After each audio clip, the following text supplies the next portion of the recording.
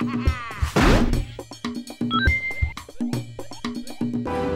you have any idea how dangerous it is?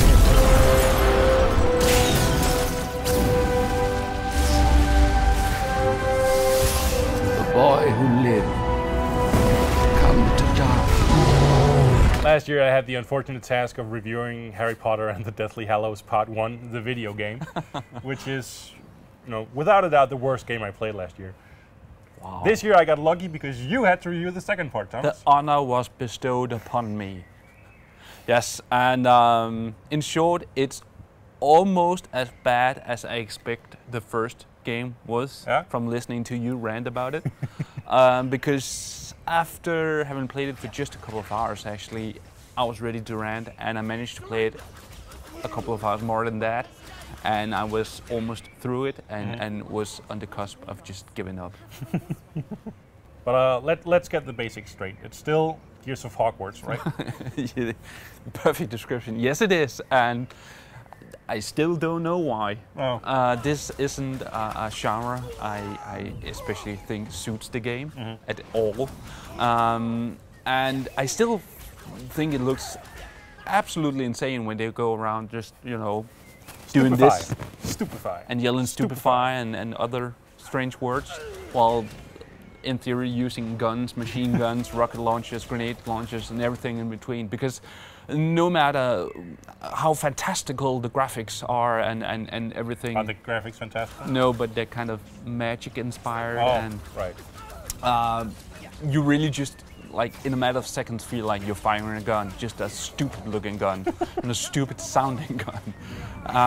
And that more or less continues. So it's bad. It's really, really bad. I tend to think so, yes. Does it have any redeeming qualities? Well, it's inspired by a lot of good games, I would say. I mean, we talked about this being basically a third-person shooter inspired by games like Gears of War and Call of Duty and games like that. And that actually has influenced the game so deep that you will just see blatant copies of the most popular levels from other games. That means, for instance, that you have a sniper mission. You have missions where you have to plant explosives and stuff like that. And I guess that if you're really into the Harry Potter universe and you like this sort of game, it's like a magical blend for you. And again, I mean, it is the Harry Potter license, and it does do a reasonably good job of actually, pulling that down over the gameplay mechanics themselves, but that is more or less it. So in the first game, you had a bunch of different weapons or spells, but you didn't really need them because the default one, Stupefy, was the best.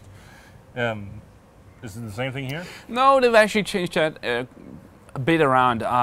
Stupefy is your pistol in the game, and you will actually have to switch to other spells to like break down shields, and then switch back and use what amounts to your machine gun and blast the enemies.